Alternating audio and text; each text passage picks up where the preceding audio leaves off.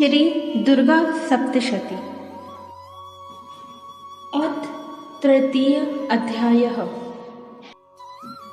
श्री सुमेधा ऋषि जी बोले, हे राजन सूरत, महिषासुर का सेनापति चिक्षुर अपनी उस सेना को नष्ट देखकर क्रोधपूर्वक देवी से लड़ने के लिए स्वयं गया। जिस प्रकार सुमेरु पर्वत के शिखर पर मेघ पानी बरसाता है, वैसे ही युद्ध में वह चिक्षुर देवी के शरीर पर बाणों की वर्षा करने लगा। देवी ने उसके उत्कट बाणों को भी खेल में ही काट दिया और रथ सारथियों के सहित घोड़ों को भी मार डाला।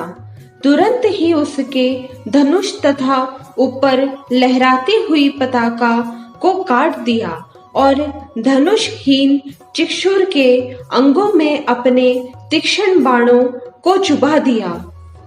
वह दैत्य धनुष रथ और सारथियों के नष्ट होने पर भी ढाल और तलवार लेकर देवी पर दौड़ा। उस अति शीघ्रता करने वाले चिक्षुर ने तेज धार की तलवार से सिंह के सिर पर मारा और तुरंत ही देवी के बाएं हाथ पर भी मारा। हे राजन सूरत, उसका वह खड्ग देवी की भुजा से संबंध होते ही टुकड़ा टुकड़ा हो गया। उसके बाद क्रोध से लाल लाल आंखें कर उसने त्रिशूल को उठाया। उस महायोद्धा दैत्य ने तेज से जलते हुए सूर्य के समान तेज वाले शूल को आकाश से देवी पर छोड़ा। देवी ने चिक्षुर से छोड़े गए शूल को गिरते हुए देखकर अपना त्रिशूल छोड़ा। देवी के त्रिशूल से चिक्षुर का शूल और चिक्षुर के भी सैकड़ों टुकड़े हो गए।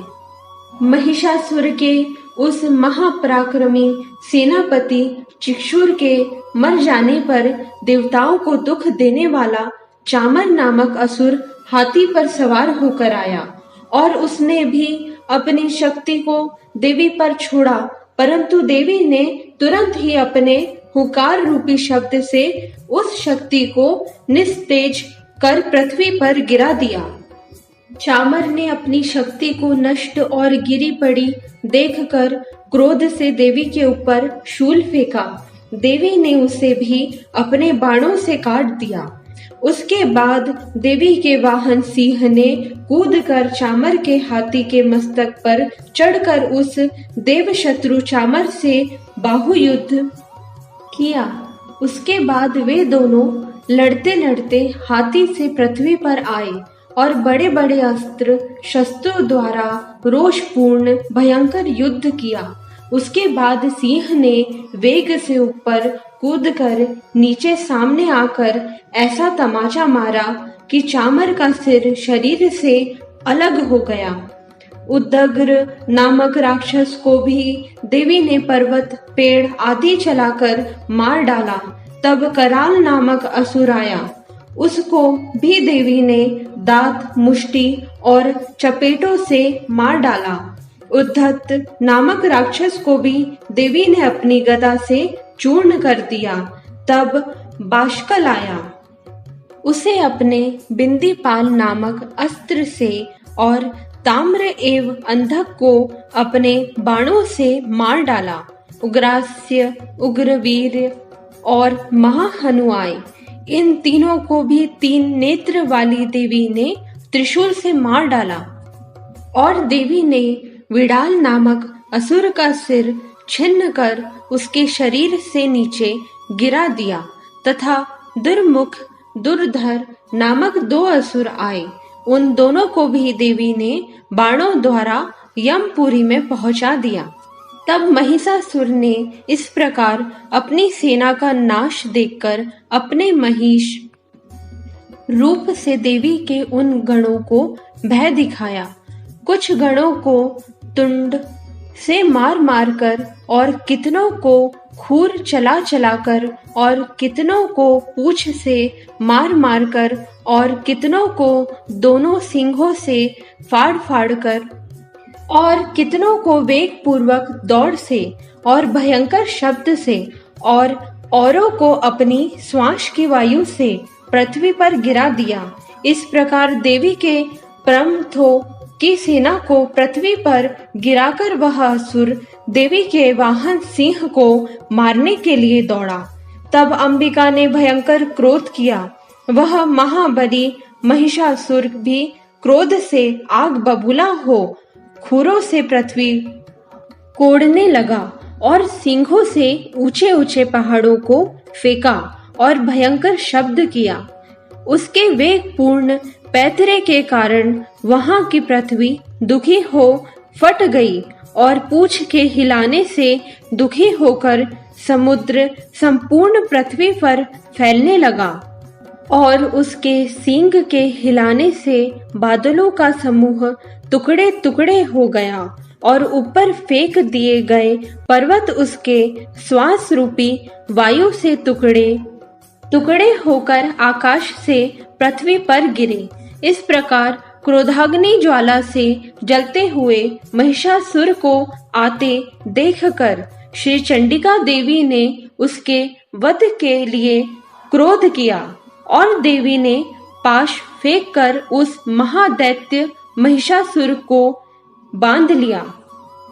उसने भी वहां अपना भैंसे का रूप छोड़ दिया और तुरंत ही सिंह बन गया। तब भी ज्यों ही देवी उसका सिर काटती है कि उसी समय हाथ में खड्ग लिए पुरुष शरीर हो गया। उसके बाद तुरंत ही देवी ने बाणों से खड्ग और ढाल के सहित पुरुष रूप को काट दिया। उसके बाद वह तुरंत महान मत वाला हाथी हो गया और अपने सूंड से देवी के वाहन महासिंह को घसीटने लगा और गरजने लगा। सिंह को खींचते समय देवी ने उसके सूंड को तलवार से काट डाला। उसके बाद फिर भी उस महासुर महिषासुर ने भैंसे का रूप धर लिया और पहले की तरह तीनों लोक के चर अचर सभी को भयभीत कर दिया।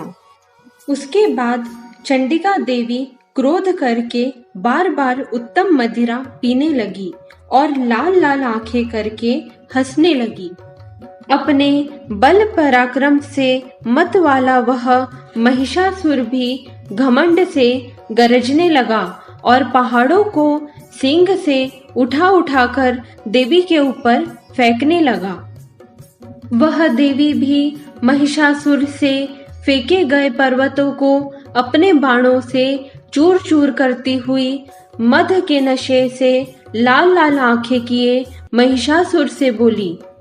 श्री जगन माता देवी बोली, हे मूर्ख, तुम तब तक क्षण मात्र और गरज लो जब तक कि मैं मद पी रही हूँ। इसके बाद यही हमारे हाथों से अभी जब तुम मारे जाओगे तब तुरंत ही देवता लोग गरजेंगे। श्री सुमेधा ऋषि जी बोले, हे राजन सूरत, ऐसा कहकर तुरंत ही देवी कूदकर महिषासुर पर चढ़ गई और पैर से दबाकर उसके कंठ में एक त्रिशूल मारा।